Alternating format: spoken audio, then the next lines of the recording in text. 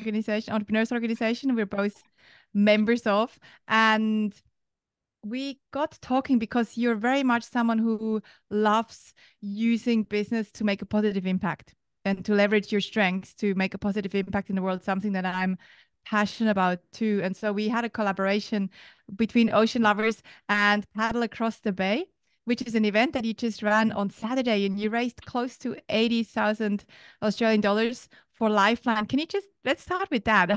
How did that come about, and what an amazing event. I saw the footage, you were on TV, and it looked incredible. Thank you. Yes, and also again, I wanted to publicly thank you, Franziska, on behalf of us, Paddle Across the Bay, for Ocean Lovers being part of, I guess, this 2024 campaign. So Paddle Across the Bay and yourself, as I know, you like kite surfing. Everything started back in 2013 after my mother passed away to cancer. And Richard Branson had just crossed the English Channel, establishing a new World Guinness record. I was very frustrated, heartbroken, and I wanted to do something about it. So I thought I'm going to challenge Richard Branson, just going to challenge the richest guy in the world to do the same thing as an everyday citizen. And I decided to cross Port Phillip Bay, and like that, I had 25 people that joined me, and we went from that raising 10 grand to then many years later to 150 people that year, with all of us in the middle of the bay, the wind died.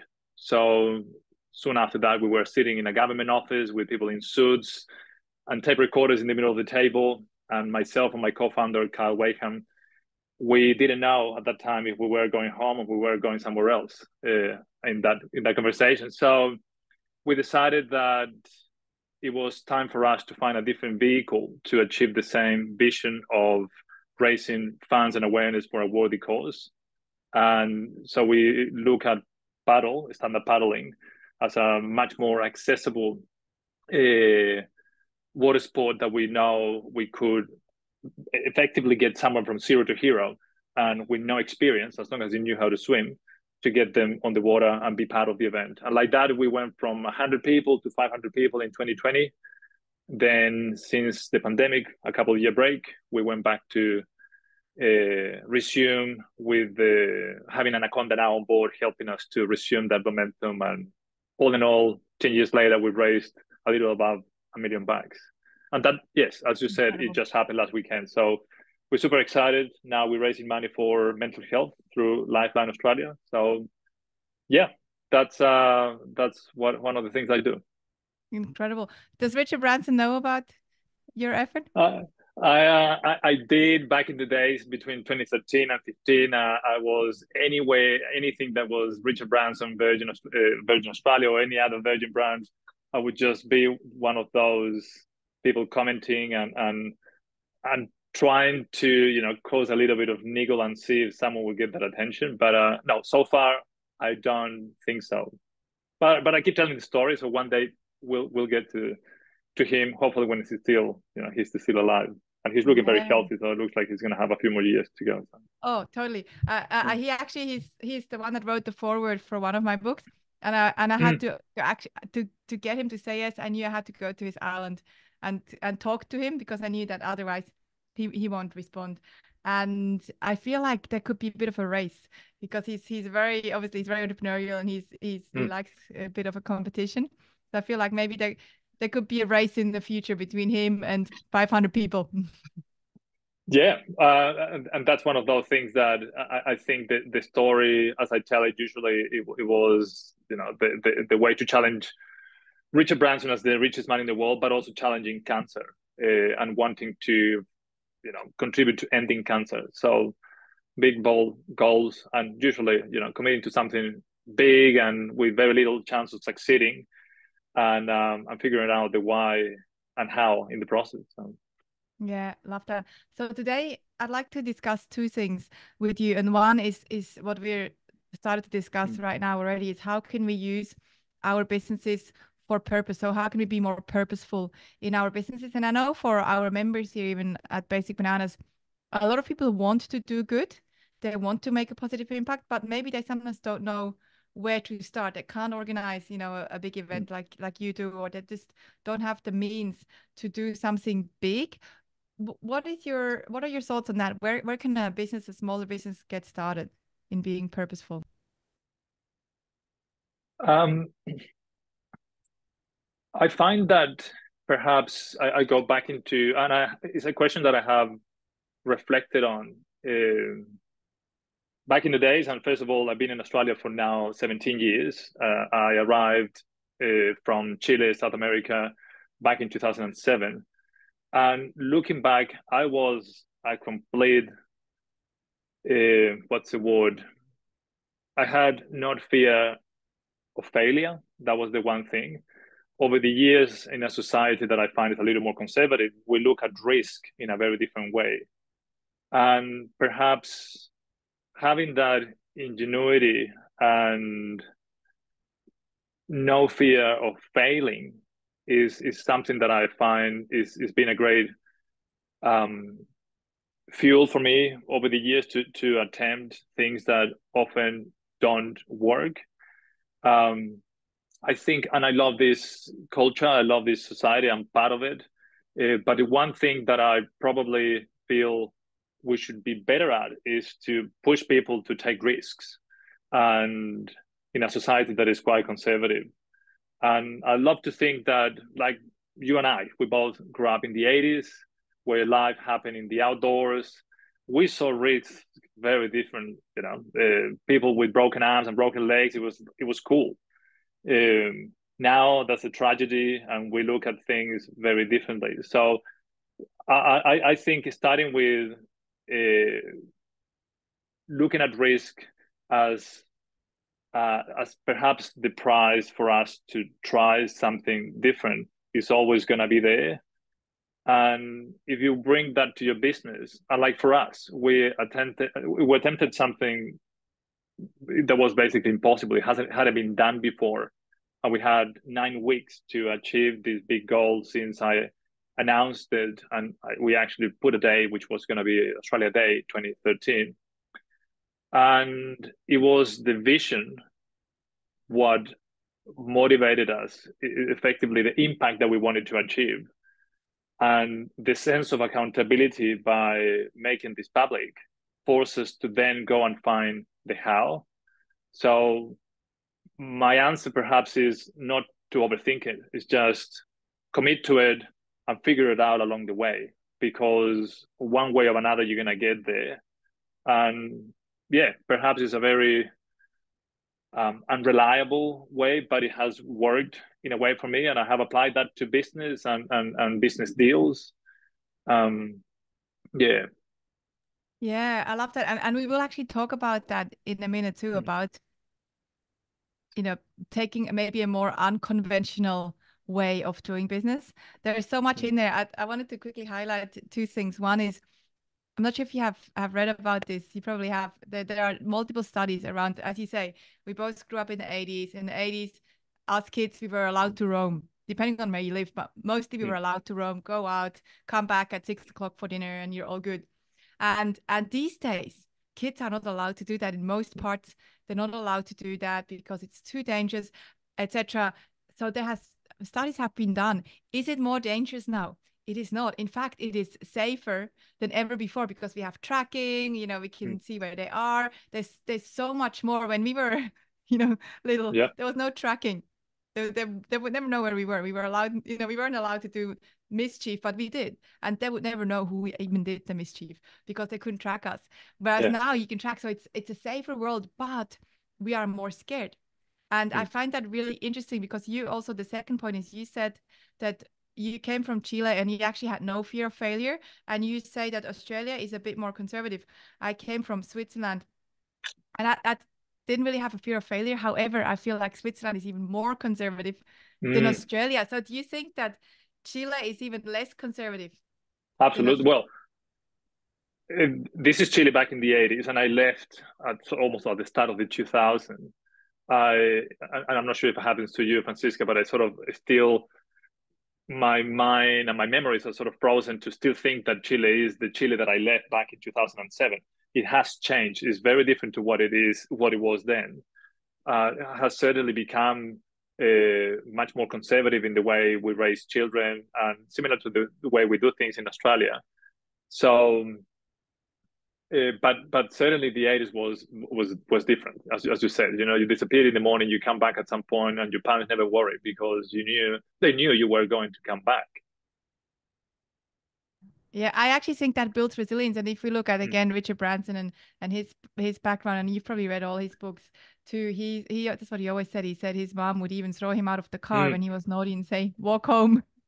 You know, Yeah. and I find that really cool. We have a playground here nearby, and I try to let my kids go, go and play and just come back. And every now and then I send the dog and say, go check on the kids and make sure they're cool. And then, she'll go have a look and come back.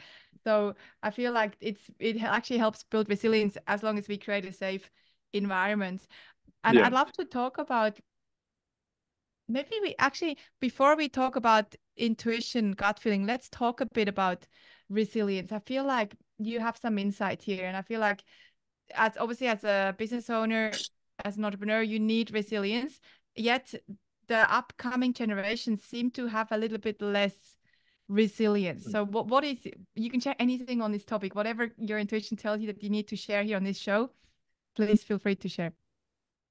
Yes, I do think that this is or what I can perceive. I don't have any more than just my observations, but I see that the newer generations are much more tooled up, and there is an obsession to be perfect and ready before you do something. Um, and sometimes I think like, am I from a generation that is much more mediocre and we never attempted for things to be perfect, so that we just went and tried things? Um, Sometimes I think like the fear of failure then for us, it wasn't too bad because it was just probably going to be a handful of people that knew that you failed. Where now failure, it could be amplified in social media and all of those things that I'm 42 and I'm still trying to figure that out. So, but in terms of resilience, and that's something that I have had time to think about because someone like myself, I lost both of my parents, and as weird as it could sound, it helped me build my superpower, which is one of them, resilience, by going through this life event that most of us at some point will get to experience, and unless you die before them. But it brings, I guess, a sense and a level of wisdom that often is much later in life. So for me, I try to use that experience to see what has given me and why at this time in my life. It happened at my 30th, and then with my dad when I was 12. So the resilience in a generation where we are in a way overprotecting them, I thought, can people become resilient outside being exposed to trauma? And that was something very difficult for me because I have two children and they're growing up in a very different way to the way I did. And I sometimes think if I don't expose them to trauma, they might never be resilient.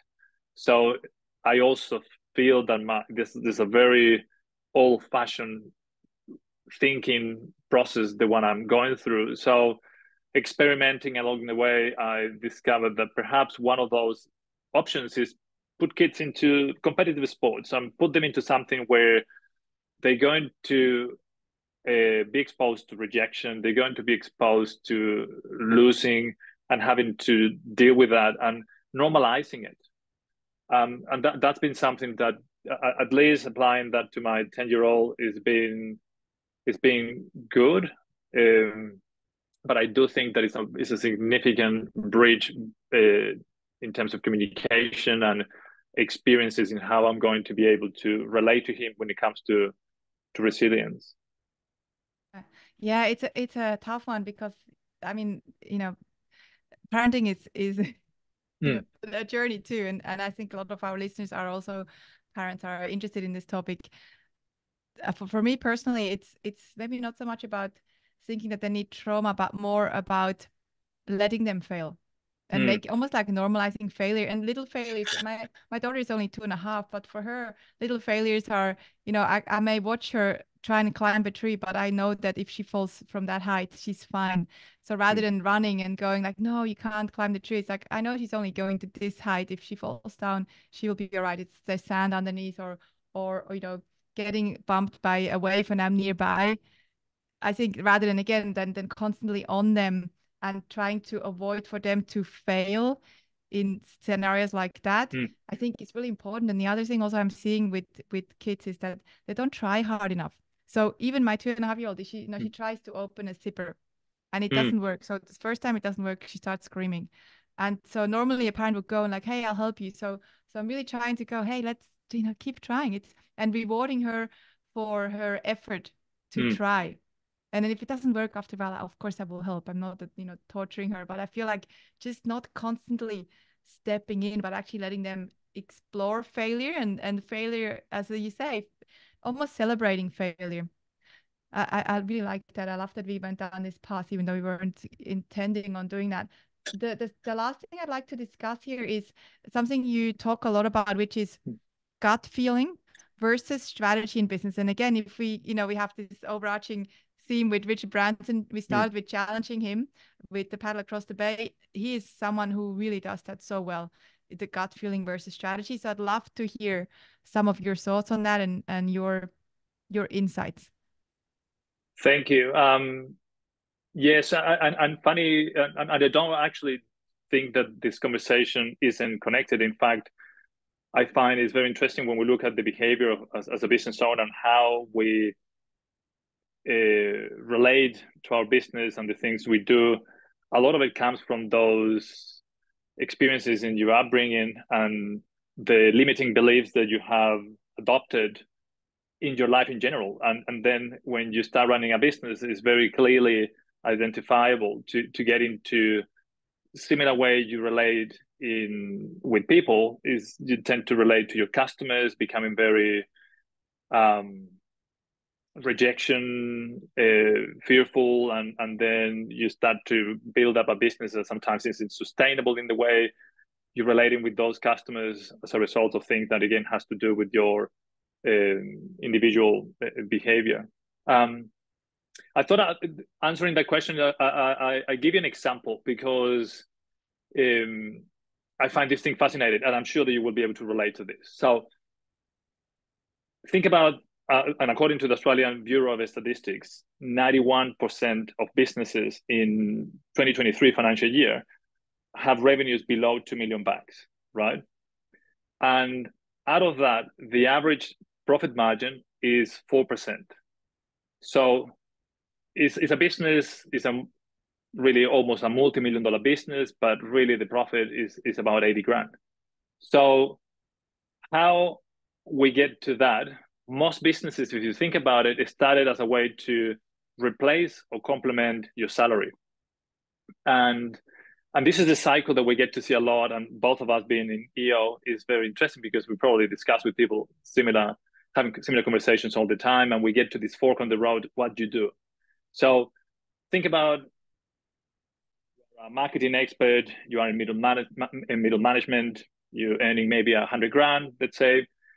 And during the pandemic, you became accustomed to the freedom that it was to go and pick up your children from school and working from home, etc. Now that we're returning back to the office, you want to now buy your time. So you decided, I'm going to quit and I'm going to start my own business. So then you do that with intention to get to replace that 100 grand salary.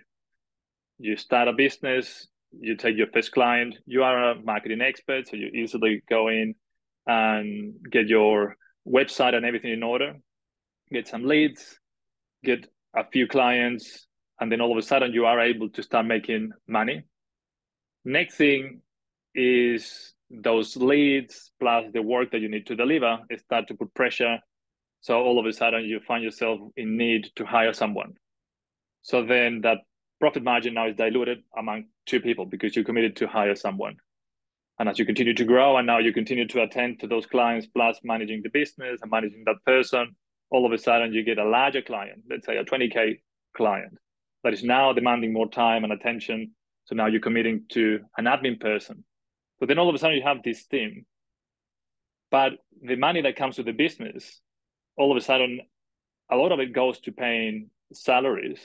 And that margin that was actually quite low, you find yourself in a situation where you start to miss your old life when at 5 p.m. you went home and you have nothing to worry about. You just show up the next day and you know when you're getting paid. But now you're earning less, you're taking more risks, you're working harder, and you think that why am I doing this? Because you're not picking up your kids from school anymore. So it's that moment when you decide, what am I going to do next? It's either I go back to my old life and I quit, or I need to grow significantly larger in order for this thing to start actually really offering me that lifestyle. So this is the moment where, if you at that very moment is when you can not continue operating by gut feeling. It's the moment that you, if you're gonna grow, you do require to have a very clear vision and a very strong strategy that can be then executable. So it's one of those things that, if you think about, the great majority of businesses in Australia suffered the very similar problems. And that's why the number of new businesses entering the market and the number of businesses dying in the process is also almost equal. So we maintain this equilibrium based on the number of businesses that die within the first 3 years, which is about 60%. So in general, I guess the message is, when you find yourself in this on this fork on the road, when you have to either grow or quit, is when a strategy is required. Before that, many businesses have been operated on intuition. It never intended to be that big. They never intended to be employing people, but then that momentum is forcing you to start constantly reacting. So, in my opinion, there is a moment when the business can no longer sustainably grow based on gut feeling, and it has to move into a strategy. Some people could argue that they have been able to do it based on their own intuition. But when you talk to them and you dig deep into the things they did, you actually identify that there is a pattern, there is a strategy, that they just haven't necessarily put that in writing or identified, but there is a very clear systematic way of doing things, and it's a strategy. It's just they haven't necessarily verbalized that. Yeah, yeah, really, really interesting thoughts there. And I feel like there's sometimes a third way. So you say, either grow or die. I actually also we've seen a lot of small businesses over the, 14 of how many years now? 14 years of running Basic Bananas.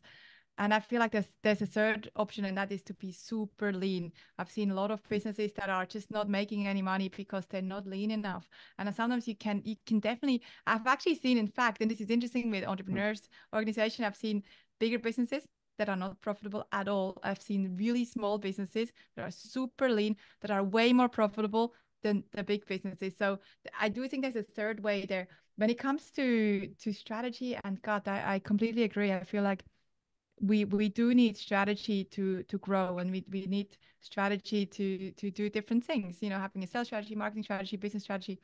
And then within that, once we've got that foundation, as you say, we may make decisions that seem to be based on intuition. And that's what I'm observing too. And I think that's how you operate too. You have a really clear strategy and you help people get really clear on their strategy. And then within that, there are moments where we make some decisions based on intuition. Whether, for me personally, could even be hiring someone. And I know that an HR person would say Yeah, no way. For me, hiring someone has a lot of the times been based on, some strategy, but then very much intuition. absolutely. And that's the part when the business at the end of the day is a reflection of you. And the what I find is that it's almost like AI. You're able to come back into, AI can learn the way you make those decisions that you call intuition, but they start to find a pattern. It's like you actually do follow a pattern that you haven't necessarily yet identified. And the beauty of the strategy at the end of the day is that helps you anticipate challenges and be prepared for them. You will go through challenges, but having a strong strategy, you know that those challenges will be manageable because you sort of were prepared financially, or in resource wise, right, and giving you the opportunity to also see and those opportunities. Without a strategy, I find we get distracted. We tend to divert our attention to other things. And it's difficult sometimes to stay focused because there will be opportunities along the way that it could be also disguised into not necessarily being an opportunity, it was just more a distraction, and you took your focus away from where you were supposed to be going and doing into something that was shiny, but at the end of the day, it was simply a quick win that it wasn't really making any material impact in your business. Yeah, I agree. I agree. Really, really great distinctions there. Do you have any final wisdom, any parting words that you would love to leave our audiences with? I would just like go back to what you said at the start of the conversation, Franziska, is invite more people today to just give it a go. You know, you have statistically more chances of failing. So failing is actually what is likely to happen. So forget about that self-judgment, give it a go, because in the process you're likely to find, and personally that's where I believe is my vehicle to for creating more impact is business. I believe that I play at my best in business, and I find my way to amplify what my vision. So I hope some people could be inspired out of this conversation that are contemplating starting a business. Give it a go. Is a beautiful life that you get to live as an entrepreneur. Yeah, I definitely walk away inspired today and just thinking more again about risk and embracing failure. So I feel like I walk away with that reminder again. If people want to connect with you, where can I find you? I know you have a website that is cesaraldea.com.au. We will post that in the show notes too. Would you also like to connect on LinkedIn, or what are your favorite channels? Just LinkedIn and the website. Those two are my. I'm an old fashioned. I only work on LinkedIn as my way to connect with the world, and outside that is the website. So reach out. I'm always ready to have a conversation with anyone that wants to talk business or anything. So Right. thank you. Awesome. It's been great having this invitation today, and this is what happens every time we chat, Francisco. We can go here for hours. So Yeah, yeah. absolutely. We could definitely continue talking for hours. I really appreciate you taking the time today. Thank you so much again for sharing your wisdom. I'm really excited to share this one with our audiences. For our audiences, thank you so much for tuning in as always. And if you love this show, please leave us a comment. And we do love the 5-star reviews if you feel like you want to give us one. And thank you again.